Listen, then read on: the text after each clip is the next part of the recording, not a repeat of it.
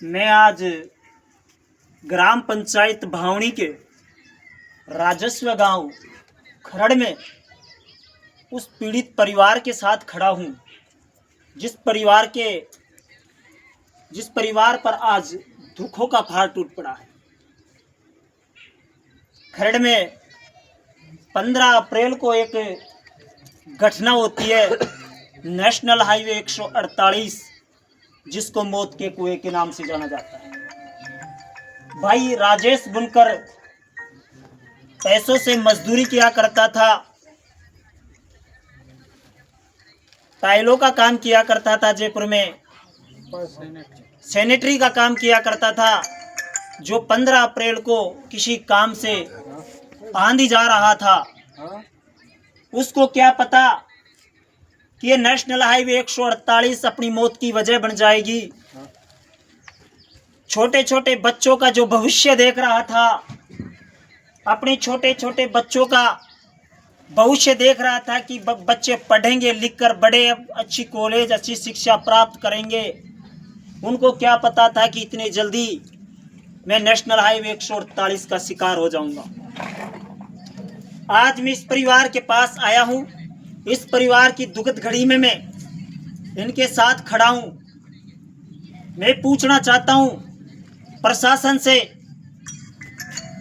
कि 16 मार्च 2025 को national highway 148 के लिए रायसर के अंदर एक बड़ी जनसभा की थी, जिसमें तमाम नेशनल हाईवे 148 के पास लगे हुए गांव के लोग इकट्ठा होकर नेशनल हाईवे 148 को 4 लाइन बनाने की मांग को लेकर बैठे हुए थे। सरकार का 10 दिन बाद में एक फैसला आता है कि बहुत जल्दी डीपीआर बनेगा, बहुत जल्दी ये नेशनल हाईवे 148 4 लाइन में तब्दील होगा। लेकिन धीरे धीरे करते करते उनका समय 1 साल बीत गया, लेकिन नेशनल हाईवे 148 का जो टेंडर खुला था, डीपीआर का कार्य चला था, वो भी निरस्त हो गया। यदि आज ये नेशनल हाईवे 148 यदि 4 लाइन हो जाता तो भाई राजेश बुनकर आज हमारे बीच में होते। लेकिन सरकार की इसमें लापरवाही रही कि नेशनल हाईवे 148 को कम से कम हजारों की जिंदगी बर्बाद कर दी, हजारों महिलाओं को विधवा कर दिया, हजारों माओं की कोख सूनी कर दी, बहनों ने अपने भाई खो दिए। नेशनल हाईवे 148 एक मौत के कुएं के नाम से उभर कर आया, जो मनोहरपुर से दौसा को 62 किलोमीटर की दूरी एक पग कोई व्यक्ति जाता है तो शाम को जिंदा वापस घर लौटता है, जब आस होती है कि अपना परिवार का सदस्य वापस घर आ गया। मैं कहना चाहता हूं सरकार से, जो ये छोटे छोटे बच्चे हैं, 3 बालिकाएं हैं, 2 बच्चे हैं। एक बालक की अभी उम्र 4 महीने 5 महीने ही है। उनको क्या पता कि अपने पिताजी इस दुनिया में हैं या नहीं है। ये किसको पापा बोलेंगे, किसको अपनी लालसा बताएंगे, किससे अपना दुख बयां करेंगे। मैं सरकार से हाथ जोड़कर निवेदन करता हूं कि इस परिवार को आर्थिक मदद मिले, इस परिवार को पालनहार जैसी योजनाओं में लाभ मिले, प्रधानमंत्री आवास योजनाओं में इनका नाम हो, ताकि इनका आशियाना तैयार हो सके। जो राजेश कुमार बुनकर की पत्नी है, उनको विधवा कोटे से उनको पेंशन चालू हो, जिनको इनको आर्थिक भत्ता मिले और उनका जीवन यापन हो सके। क्योंकि कमाने वाला व्यक्ति आज दुनिया छोड़ के चले गया तो इन पर दुखों का पहाड़ ये टूट पड़ा कि हमारा अब कौन रखवाला है। इसलिए मैं प्रशासन से कहना चाहता हूं कि आप इस प्रकार इस समस्या का समाधान तो नहीं हो पाएगा, लेकिन इनको आर्थिक मदद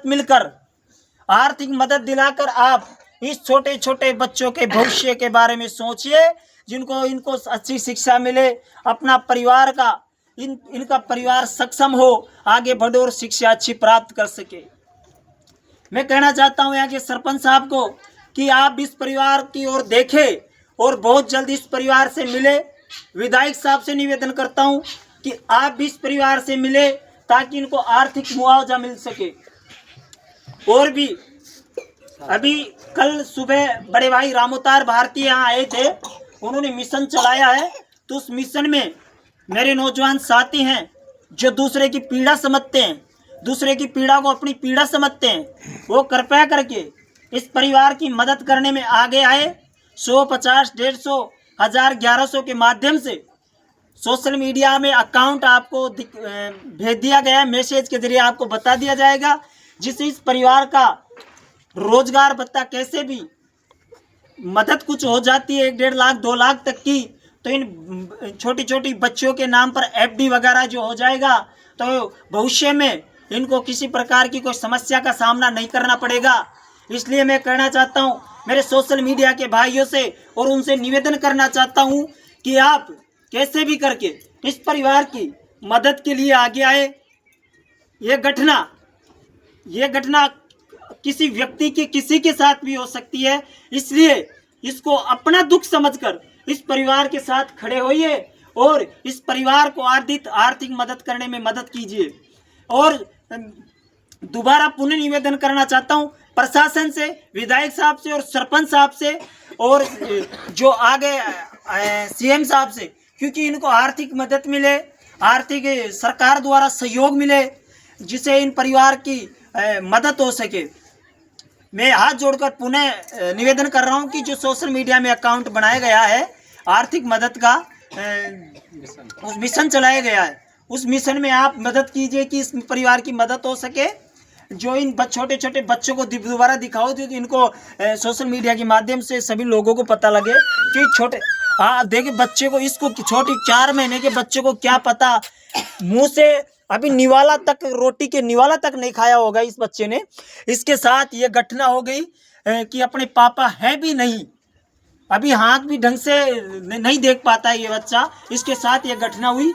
मैं कहना चाहता हूँ कि इस मिशन में आप सभी नौजवान साथी मदद कीजिए ताकि इस परिवार को भविष्य के अंदर किसी और परेशानी का सामना नहीं करना पड़े। एक बार वो शबन दिखा दियो, छोड़ दो